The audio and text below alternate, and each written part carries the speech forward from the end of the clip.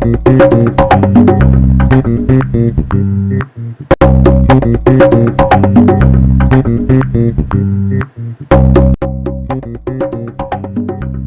ce matin au gouvernement, nous avons donc nommé les représentants au conseil d'administration de la CAFAT.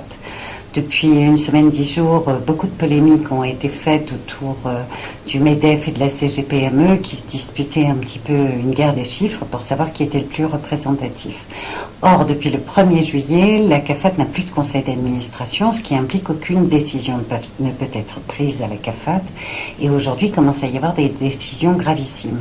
Donc, les élus du gouvernement, en toute responsabilité, ont décidé de nommer, malgré cette polémique de chiffres entre le MEDEF et la CGPME, ont décidé de nommer les représentants qui siégeront dans ce conseil d'administration qui est fondamental, parce que je rappelle que la CAFAT, au travers du RUAM, c'est-à-dire de l'assurance maladie, a pris des mesures extrêmement importantes qu'il faut suivre et grâce à ça, nous avons jugulé un gros déficit. Donc la décision a été prise ce matin, le MEDEF a été nommé pour 4 sièges, la CGPME donc pour 2 sièges et l'UPA qui représente les indépendants pour 1 siège.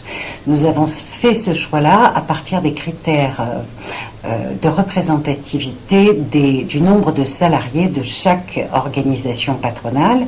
Il faut savoir que la CGPME, d'après les chiffres que nous avons en tout cas à ce jour, représente 13 000 salariés, que le MEDEF représente 42 000 salariés.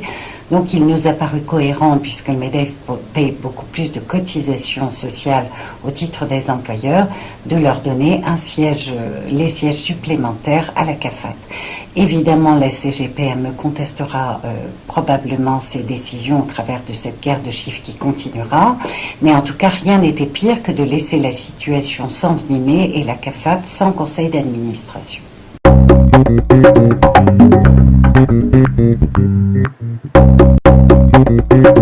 Donc le budget supplémentaire de la Nouvelle-Calédonie s'élève cette année à 66,9 milliards.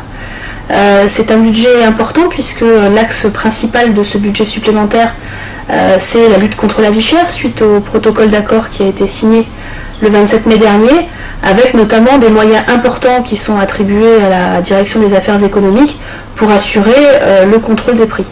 Donc c'est 15 postes qui sont prévus à la direction des affaires économiques.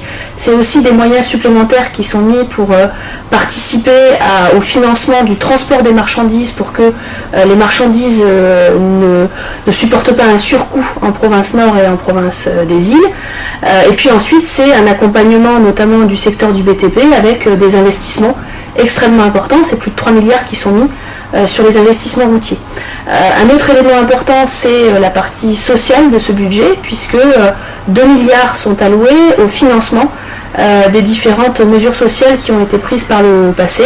2 milliards pour financer le RUAM, 2 milliards pour financer le minimum retraite, le minimum vieillesse et le handicap si cela était nécessaire.